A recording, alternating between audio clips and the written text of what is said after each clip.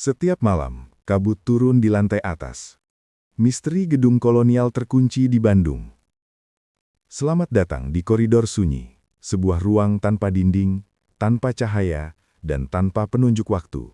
Tempat kisah-kisah yang sengaja dikubur oleh sejarah, kembali bernafas perlahan. Dan malam ini, jika sejak awal video ini diputar, kamu merasa udara di sekitarmu lebih dingin dari biasanya, jangan abaikan perasaan itu.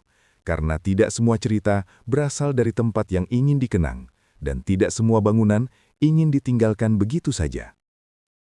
Di utara kota Bandung, berdiri sebuah gedung kolonial tua dengan dinding tebal, jendela tinggi, dan lorong-lorong sempit yang selalu lembab, meski musim kemarau telah lama tiba.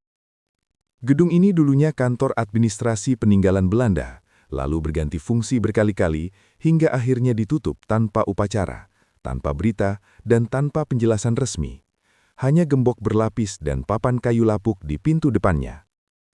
Warga sekitar mengenalnya sebagai gedung yang selalu diselimuti kabut di lantai atas setiap malam, tepat setelah pukul 2:50, meski jalan di depannya kering dan lampu kota menyala normal.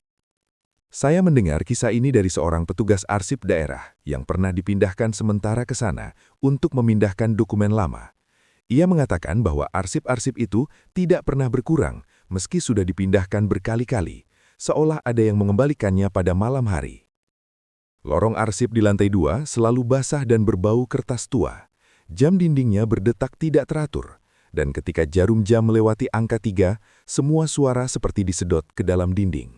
Pada suatu malam, ketika kabut turun lebih tebal dari biasanya, ia melihat lampu di lantai 3 menyala sendiri, dan bayangan seseorang berdiri di balik kaca jendela tinggi, mengenakan pakaian kantor lama dengan kerah kaku dan sepatu hitam mengkilap. Bayangan itu tidak bergerak, hanya berdiri menghadap ke dalam gedung, seolah menatap rak arsip yang tak pernah kosong. Catatan lama menyebutkan lantai 3 adalah ruang penyimpanan berkas pengaduan pegawai pribumi pada masa kolonial yang tidak pernah diproses. Banyak laporan hilang, banyak nama dicoret, dan banyak kasus dibiarkan menggantung hingga gedung itu ditutup setelah kebakaran kecil yang tidak pernah masuk berita.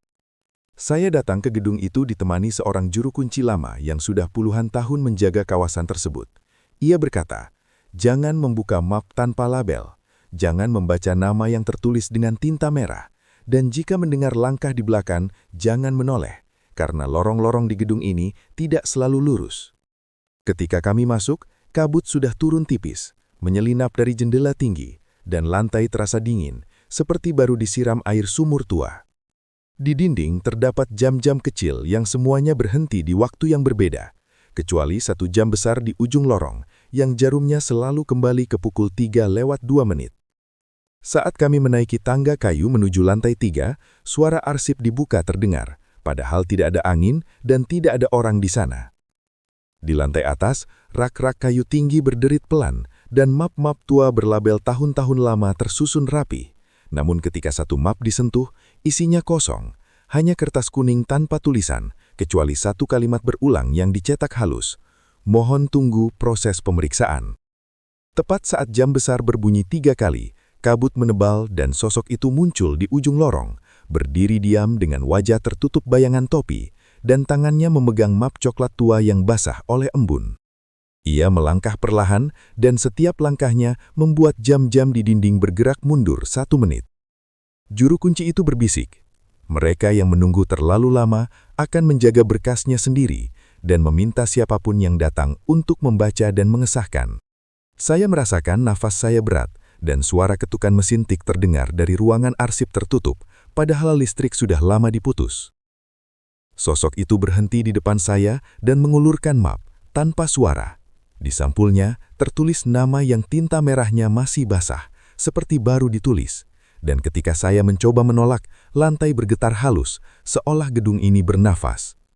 Juru kunci menarik saya mundur dan mengingatkan, jangan membawa pulang apapun dari sini, karena arsip yang keluar akan mencari jalan kembali, dan orang yang membacanya akan ikut tertahan.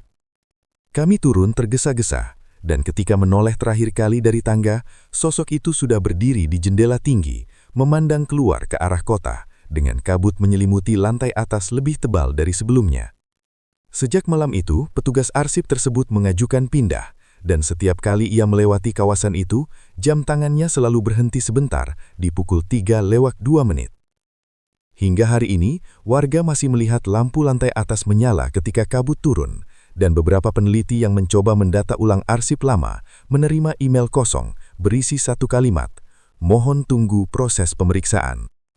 Jika suatu malam kamu melewati gedung kolonial tua di Bandung dan melihat kabut berkumpul di lantai atas, jangan berhenti terlalu lama, dan jangan pernah mencoba membuka arsip lama yang tidak memiliki label, karena mungkin itu bukan berkas yang menunggu untuk dibaca, melainkan seseorang yang masih menunggu untuk diakui.